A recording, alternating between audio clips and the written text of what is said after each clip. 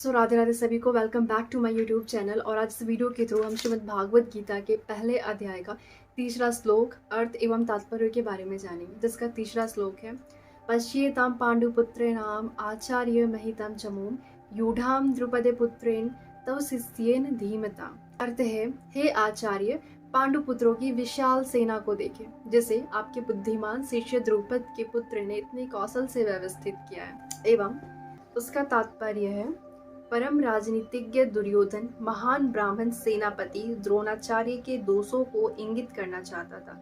अर्जुन की पत्नी द्रौपदी के पिता राजा द्रुपद के साथ द्रोणाचार्य का कुछ राजनीतिक झगड़ा था। इस झगड़े के फलस्वरूप द्रुपद ने एक महान यज्ञ संपन्न किया, जिससे उसे एक ऐसा पुत्र प्राप्त होने का वरदान मिला जो द्रोणाचार्य का वध कर सके। द्रोणाचार्य इसे भली भांति जानता था, किंतु जब द्रुपद का पुत्र धृष्टद्युम्न युद्ध शिक्षा के लिए उसको सौंपा गया तो द्रोणाचार्य को उसे अपने सारे सैनिक रहस्य प्रदान करने में कोई झिझक नहीं हुई। अब धृष्टद्युम्न कुरुक्षेत्र की युद्ध भूमि में पांडवों का पक्ष ले रहा था और उसने द्रोणाचार्य से जो कला सीखी थी उसी के आधार पर उसने यह व्यूह रचना की थी। दुर्योधन ने द्रोणाचार्य की इस दुर्बलता की ओर इंगित किया जिससे वह युद्ध में सजग रहे और समझौता ना करे। इसके द्वारा वह द्रोणाचार्य को यह भी बताना चाह रहा था कि कहीं वह अपने प्रिय शिष्य पांडवों के प्रति युद्ध में उदारता न दिखा बैठे। विशेष रूप से अर्जुन उसका अत्यंत प्रिय एवं तेजस्वी शिष्य था।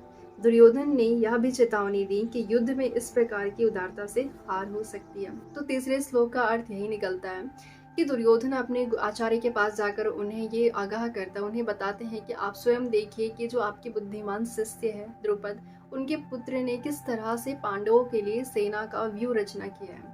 महाभारत के अनुसार राजा द्रुपद एवं द्रोणाचार्य का कुछ राजनीतिक झगड़ा था, जिसके चलते द्रुपद ने महायज्ञ करके एक ऐसे पुत्र की प्राप्ति की जो द्रोणाचार्य का वध कर सके।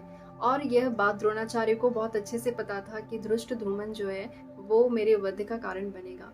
तो जब धृष्टद्युम्न को द्रोणाचार्य के पास युद्ध शिक्षा सीखने के लिए भेजा गया तो द्रोणाचार्य ने बिना किसी झिझक के धृष्टद्युम्न को अपने सारे सैनिक रहस्य प्रदान कर दिए। और अब धृष्टद्युम्न जो है पांडवों के पक्ष में इस युद्ध को लड़ रहे हैं। धृष्टद्युम्न ने जो भी द्रोणाचार्य से सीखा था उसी शिक्षा के आधार पर व्यूह रचना की थी। तो बेसिकली इस तीसरे श्लोक में दुर्योधन द्रोणाचार्य को यह भी बताना चाह रहे हैं कि आप किसी भी तरह का समझौता ना करें। दुर्योधन आचार्य द्रोणाचार्य को ये भी बताना चाह रहा है कि किसी भी तरह के समझौता या उदारता से हार हो सकती है।